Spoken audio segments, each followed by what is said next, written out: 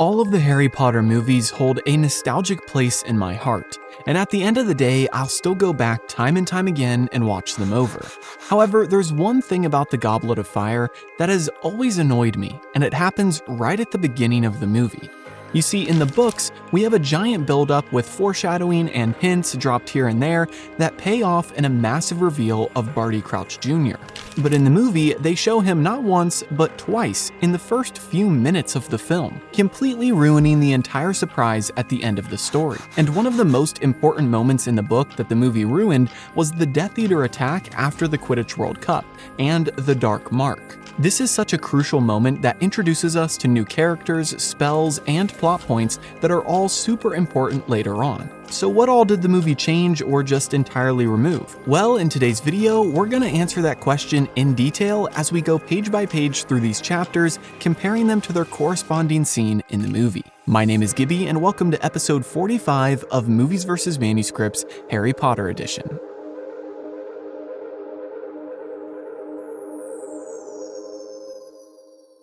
Per usual, I'll cover all the changes across the four major categories of characters, timeline, location, and plot. But first, let's recap what happens during this brief scene in the movie. That way, it's fresh on our mind for the analysis. And just to let you know how brief this scene is, the audiobook for these three corresponding chapters to the scene are over an hour, while this part of the movie is only about 5 minutes. So yeah, it's pretty condensed. Anyway, picking up from where we left off in the last episode, we see the Weasleys, Hermione, and Harry partying it up after the Quidditch World Cup match in their magical tent, but Mr. Weasley comes over and stops their singing. He tells them that they need to get out of here, and so they head outside to see the camp in chaos. Tents are on fire, people are running and screaming, and a group of hooded individuals seem to be at the center of it all. In the commotion, Harry falls to the ground and then gets knocked out as the others escape. The movie then shows a man walking through the wreckage later on in the night, and we see him cast a spell into the sky which conjures the Dark Mark. This man is the same person that we saw earlier in the movie during the very first scene, in which Harry dreamt of Voldemort in the Riddle house. Harry then wakes up amid the burning tents and comes to his senses, and he sees the man who just conjured the Dark Mark. The man sees him and starts walking toward Harry, but then hears voices and runs away as Ron and Hermione run up to Harry. Suddenly, the trio is bombarded by Ministry officials who apparate next to them and start casting spells to try to knock them out.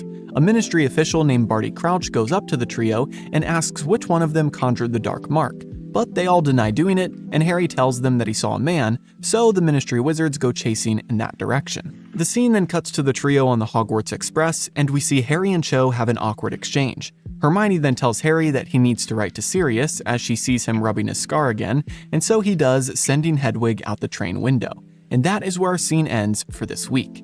So let's get started with our comparison by taking a look at our first three categories of characters, timeline, and location. Starting with characters, we have quite a few people missing. So let me read down the list and then we'll talk about the important people. The movie doesn't include Winky the House Elf, Bill or Charlie Weasley, Crookshanks the Cat, Dean, Neville, Seamus, Draco, Mundungus Fletcher, Ludo Bagman, Mrs. Weasley, Rita Skeeter, Percy Weasley, Stan Shunpike, Amos Diggory, or Professor Trelawney. Now, out of all of those, the most important characters who didn't make the cut for this scene in the movie are Winky, Ludo Bagman, Percy, and Rita Skeeter. As you know, Winky and Ludo aren't included in the movie at all, despite being involved in the entirety of the plot, especially Winky. As for Percy and Rita, they're here and there throughout the story, but this book helps set up Percy's alliances, which we see in the next book as he forsakes his family and sides with Fudge during Voldemort's return. In fact, in these chapters, we read about how he even insults his own father, and that insult is connected to Rita Skeeter, as we are introduced to her through one of her articles after the World Cup fiasco. Rita Skeeter is super critical to the plot in ways that the movie never explores, and I'm excited to continue unpacking her character as we go throughout this film. So be sure to subscribe and come back every other week to continue the series with me.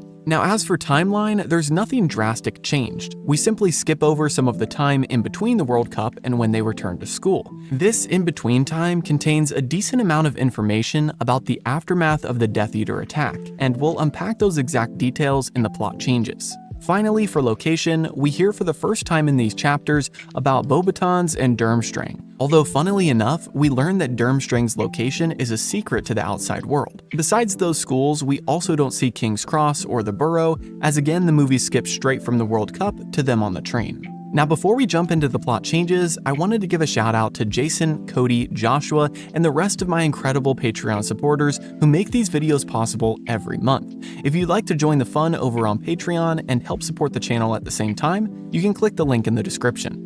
Also, I can't go word for word through the book because obviously the movie will change some dialogue, and it would take forever to go over every single word. Instead, I highly recommend checking out the audiobook on Audible and following along with me every other week as we do this series. That way, you can relive each of these moments for yourself. You can claim your free trial of Audible using my link in the description, which supports the channel, no purchase necessary, and gets you one free audiobook. Anyway, that being said, let's dive into these plot changes. As we go into this analysis, comparing these chapters to the movie, it's really easy to get overwhelmed because it seems like every single thing is different. If I really broke it down, it would probably be like 50 different changes, revisions, or omissions between the book and movie.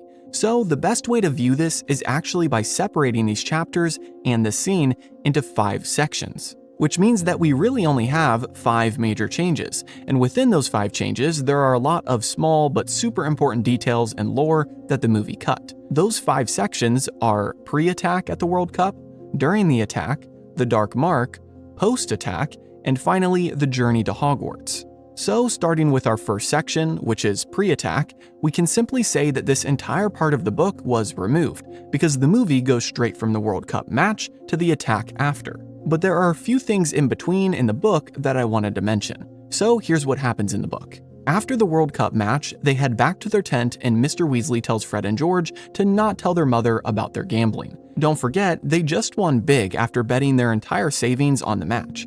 Anyway, they tell Mr. Weasley that they won't, and they've got big plans for this money. We learn later in the book that this was meant to be seed money for their joke shop, but that turns out to be way more complicated than it sounds due to a whole other subplot in the story. So just tuck that away for later. Everybody stays up a little later talking about the match as they drink hot cocoa, and then one by one they head to bed. And Harry lies awake fantasizing about flying like Crumb and hearing crowds cheer for him. Eventually, he nods off, but soon after he does, Mr. Weasley wakes everyone up due to the commotion outside. Now, out of everything we're covering today, this is the shortest and sweetest section. As you can see, the movie did something similar to this, but just shortened it quite a bit and left out the whole part about the twins' secret plot. So now that we've got that out of the way, let's head into section number 2, which is all about what happened during the Death Eater attack itself. The movie simply showed the Weasleys, Harry, and Hermione running out of the tent, splitting up, and then Harry getting knocked out. It's very quick. But the book has a much fuller and more detailed version of the event in which the trio stuck together the entire time and witnessed quite a few interesting things. So here's what the book says. After being woken up by Mr. Weasley, the group heads outside the tent and Harry sees a bunch of masked wizards walking through the camp while levitating 4 people above them. Those 4 people were Mr. Roberts, the Muggle campsite manager, and his family. This is definitely a turning point in the books as things begin to get darker and more serious, and this is the first time that Harry is witnessing actual Muggle abuse by Voldemort's followers. Mr. Roberts and his family continues to be contorted in the air as they scream, and some wizards run while others point and join in on the fun. It's not like the movie where everything is on fire and everyone is scared.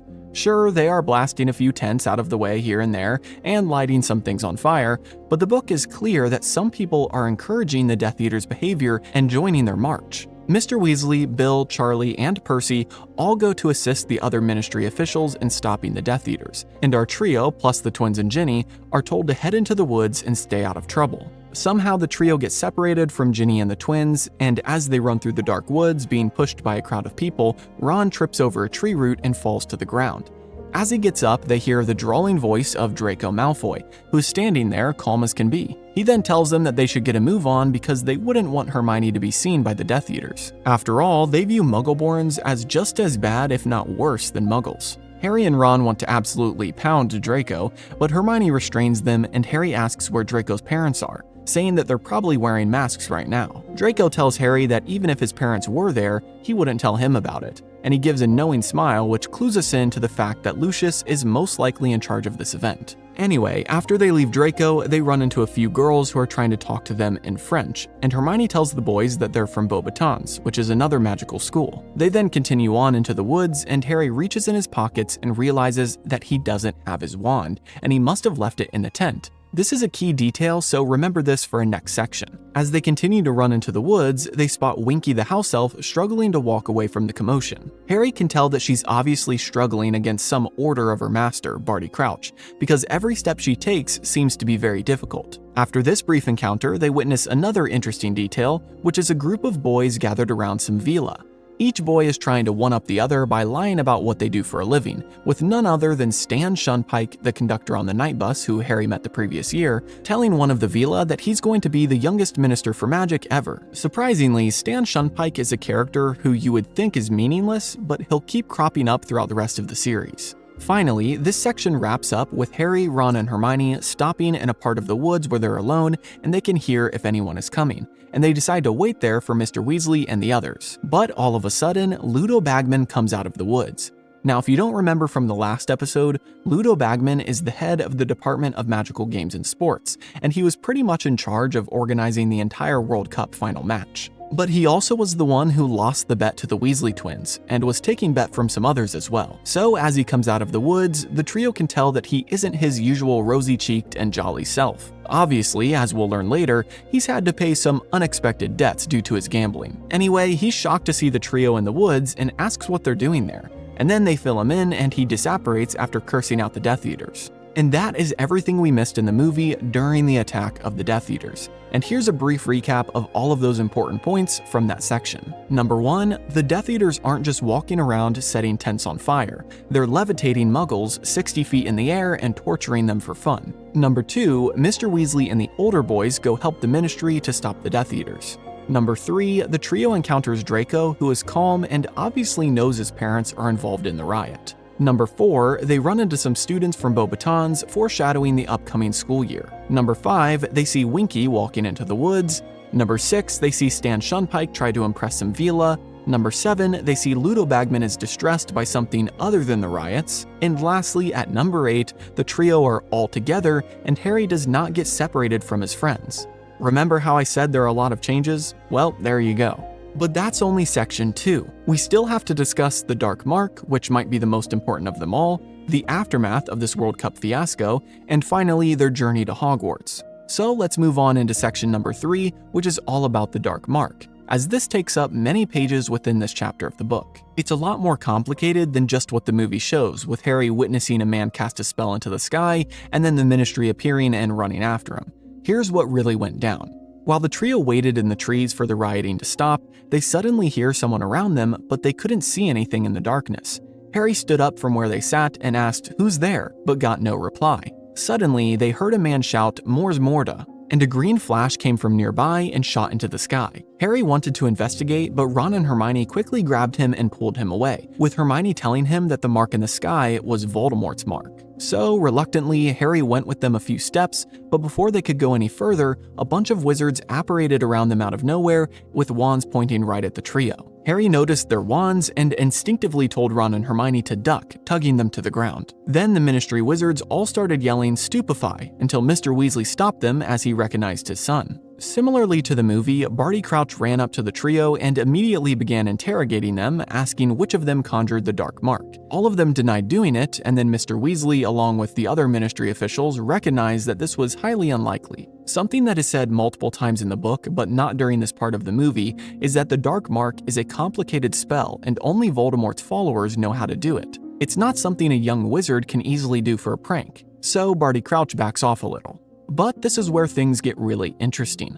Amos Diggory is among the Ministry officials who appeared, and he leads the investigation of what happened, following Harry's lead about how they heard a voice in the woods before the Dark Mark appeared. And lo and behold, Amos Diggory finds a body amongst the trees. But not a human body. He finds the body of Winky the house elf. Don't worry, she's not dead, but simply stunned. This confuses Amos Diggory and the others even more, as they also don't think a house elf would know how to conjure the mark. Plus, the house elf would need a wand. Barty Crouch is quick to point this out, as having his house elf at the scene of the crime is not a good look for him. But unfortunately for Barty's image, Amos points out that Winky was indeed found with a wand. And whose wand was it? Harry Potter's, of course. Remember how just before this he said he lost it? Well, Winky has it, and this is even more condemning than before. But wait, it gets even more interesting. Winky is woken up at this point and is denying all of the accusations. At this point, Amos has taken even more control of this as he informs Winky that he is a member of the Department for the Regulation and Control of Magical Creatures, and now this issue is under his jurisdiction. They then decide to take a look at what spell Harry's wand most recently performed, and they find that it was indeed the Dark Mark spell. At this, the trio come to Winky's defense and explain that the voice they heard was definitely the voice of a man, not a house elf. And Barty Crouch also defends his house elf, refusing to believe that his own elf would have done such a thing. Despite refusing to believe that Winky performed the Dark Mark curse, he tells her that she deserves a punishment, mainly because she picked up Harry's wand, which is forbidden for house elves to do. Plus, Barty is highly embarrassed. So, feeling like he needs to show a display of authority, he tells her that this means clothes, which means that he's firing her. And immediately, Winky breaks down and begs him to not give her clothes. After all of this, Mr. Weasley takes the trio and they head back to their tent where the others in the group are waiting. The others ask what happened, and Percy is shocked to hear that his beloved Mr. Crouch was implicated in the event. Harry then learns why the Dark Mark is such a big deal, as Mr. Weasley explains that whenever the Death Eaters killed somebody, they put the Dark Mark in the sky. So when people see it, they are naturally scared. But they learn that the Dark Mark also scared off all the Death Eaters who were rioting in the campsite. Well, the Death Eaters in the campsite were the ones who abandoned or denied Voldemort when he fell. So if he returned, he probably wouldn't be too happy with them. And with that, they go to bed and prepare to leave early in the morning to get home to a very worried Mrs. Weasley. And that wraps up section 3 of our analysis. Here's the basic breakdown of the key points for this section. Number 1, the trio overhear the voice of Barty Crouch Jr. together, but they don't see anybody. Number 2, they find Winky unconscious at the scene of the crime with Harry's wand. And finally, number 3, Barty Crouch fires his house elf because of her involvement, despite them not knowing what really happened to her. And with that, we're in the back half of these pages that got cut from the movie. And there's an entire chapter devoted to the fallout of this riot at the World Cup.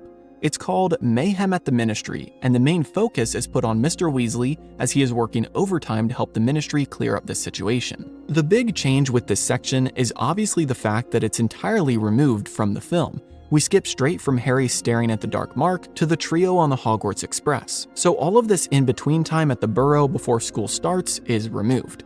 So here's what you missed. After waking up early and heading to snag a portkey back home, Mrs. Weasley has an emotional reunion with everybody, but especially the twins, who she had yelled at before they left. She then shows them the Daily Prophet, which had published a headline saying, "Scenes of Terror at the Quidditch World Cup." And of course, this article is written by our favorite magical journalist, Rita Skeeter. Mr. Weasley reads the article, and we find out that it sounds similar to most of Skeeter's garbage, claiming that the Ministry was useless and that they removed multiple dead bodies from the woods later that night. Of course, that never happened, but Rita's known for making things up. Mr. Weasley, who is supposed to be on vacation, tells his family that he needs to head back into work and help them clear things up, especially since Rita used some of his own words in the article, so he feels partially responsible for it. Eventually, Harry, Ron, and Hermione break off from the rest of the group and find somewhere to talk. Harry fills them in on the fact that his scar hurt for the first time in a while the other night as he had a dream about Voldemort. He then reminds them about Trelawney's prophecy that previous year, and despite Hermione's scoffs, he continues on to say that she said a servant would reunite with their master, and Wormtail escaped not too long ago. Then his scar hurts, and now the Dark Mark. It all seems to be adding up to something not so great. That following week, we hear all about Mr. Weasley and Percy's time in the Ministry as they work overtime to handle the fallout of the World Cup. Percy tells everyone about how he's received so many howlers that he can't keep up with them, and how everyone is trying to claim compensation for damaged goods at the World Cup, including Mundungus Fletcher, claiming he lost a 12-bedroom tent in the riot, which included an ensuite jacuzzi. But Percy says that he's got Fletcher's number because he knows for a fact that he was sleeping under a cloak propped up on sticks. Then we learn about yet another Rita Skeeter article later that week, as she somehow got word about Bertha Jorkin's disappearance. Both Percy and Mr. Weasley are annoyed, as Ludo Bagman should have handled this weeks ago, but didn't do anything about it. And this won't be the last time that Bertha comes up in the book. And finally, this section ends with Ron and Harry getting ready to leave for school and packing up their items. While packing, Ron discovers something tucked away amongst his things: maroon lace-trimmed dress robes. That's right, this isn't kept for later in the story like the movie shows. He finds it right off the bat. His mother comes into the room and explains that those are indeed his, and that they couldn't afford new ones. She had gone shopping for everybody earlier in Diagon Alley and gotten their items for them, including Harry's. but since she used Harry's money, he got new, nice dress robes. This might seem unimportant, but Ron's resentment of Harry's wealth is a key factor in their division later in the school year. And this is yet another moment that further reinforces that difference in finances between Ron and Harry. So to summarize the key points in Section 4, here's what we've got. Number 1, Rita Skeeter is introduced in the story, and we learn that she is a horrible journalist who is making up rumors about the Ministry and the events at the World Cup. Number 2, Mr. Weasley and Percy go work overtime that week to help clean up the mess. Number 3, Harry reveals to Ron and Hermione that his scar hurt the other day, and he tells them about his dream regarding Wormtail and Voldemort. Number 4, Bertha Jorkins is brought up yet again. Just a refresher if you missed my previous episodes, Bertha was a Ministry employee who went missing and hasn't returned for over a month. Wormtail and Voldemort talk about Bertha and Harry's dream, but he hasn't connected the dots yet. And finally, at number 5, Ron finds his dress robes and is disgusted with them, and we are reminded about Ron's hate of his family's financial situation. And now we're ready to head into the final section of this week's video, which is all about their trip back to Hogwarts. This honestly is a pretty simple section, but it still has a decent amount of differences between the book and movie, like the fact that Harry is already written Sirius, so him writing a letter on the train is made up. Instead, here's what really happens. Mrs. Weasley gets them all a Muggle taxi ride to King's Cross, and then as they make it to platform 9 3/4, Bill and Charlie keep hinting about the event that is taking place at Hogwarts this year. Charlie says that they might be seeing him again soon, but he doesn't say why, and Bill says that he wishes he could be back at Hogwarts for this year. If you remember the previous chapters, the Triwizard Tournament has been hinted at in almost every single one, and next episode we'll finally get the payoff as it is officially revealed. Anyway, they make it onto the train, and of course, we have another run-in with Malfoy, as the trio overhears him talking with others in the compartment next to theirs about how his father almost sent him to Durmstrang. We learn from Hermione that Durmstrang is another wizarding school that has a strange reputation, as they openly teach their students dark magic. They then move on from this as their friends visit them. We read about Dean, Seamus, and Neville all coming to hang out at one point or another. But eventually, things get back to Malfoy as this time he comes to their compartment to taunt them. He sees Ron's dress robes peeking out from his luggage and snags them quickly, showing them to Crabbe and Goyle and embarrassing Ron. He then asks Ron if he's going to enter, but Ron doesn't know what he means. Malfoy says that his father told him ages ago what was happening this year at Hogwarts, but he chooses not to tell the trio anything, and eventually he and his goons walk off. Ron is so angry about Malfoy that he got up after he left and slammed their compartment door shut so hard that the glass shattered. Thankfully, Hermione was there and simply used Reparo to put it back together. And with that, they make it to the Hogsmeade train station, board their carriage after saying hello to Hagrid, and then head up to the castle and the chapter ends. I know this was a pretty simple section to end on, but you know the rules, I gotta point out all the differences. Obviously, the most prominent changes are the fact that Harry doesn't have an awkward moment with Cho, they don't encounter Draco, and Harry doesn't write Sirius a letter on the train. And that's it. So now that you've heard it all and know the full story about what really happened after the Quidditch World Cup, what do you think about the movie? Did they do a good job adapting these pages to the screen, or would you have done it differently? Let me know in the comments. Be sure to like and subscribe if you enjoyed, and check out the series playlist to catch up on any episodes you might have missed so far. Thanks again to all my patrons for supporting the channel. Have a great week, and I'll see you in the next episode.